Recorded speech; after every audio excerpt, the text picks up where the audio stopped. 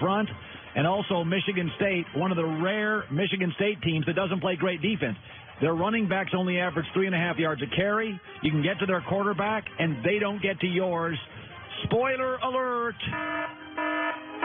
Michigan wins this game 28-20. And let me just say this, is that this game starts early, 9 a.m. Pacific, noon Eastern. So by about noon, my time, and about 3:30, 3 o'clock to many of you, Jim Harbaugh will be in control of the Big Ten after winning along with Ohio State. It'll be 1-1A.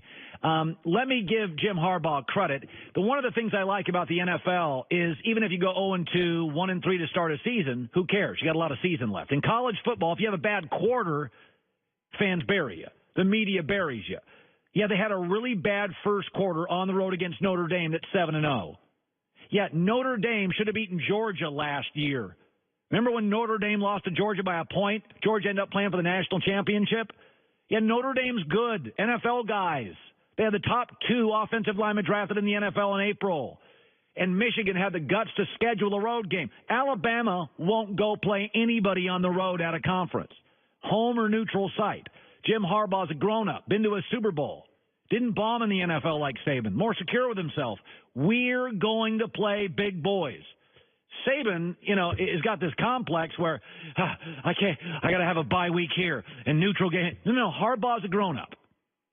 And Harbaugh after the weekend, and here's what's amazing, is that the people think that we all know the political media is biased. The sports media is just as bad.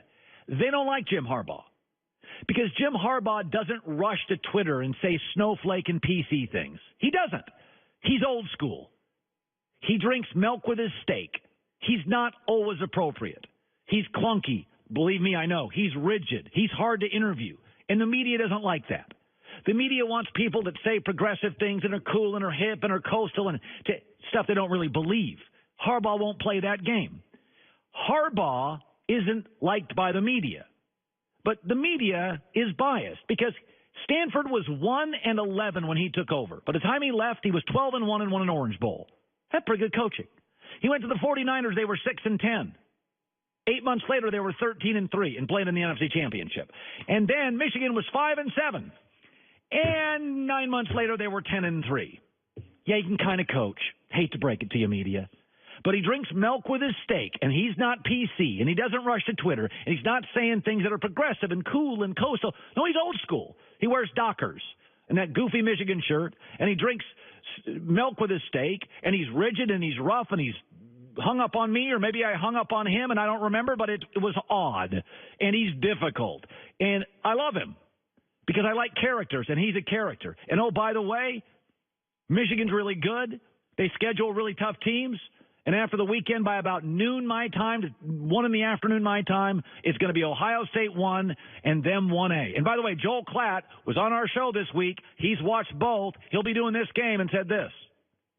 I just saw Ohio State last week against Minnesota, and I've seen Michigan, even in a game in which they didn't play well. They were down 17-0 to Northwestern before they came back and won. From what I've both seen on tape evaluating both teams and what I saw live, my new favorite to win the conference is Michigan.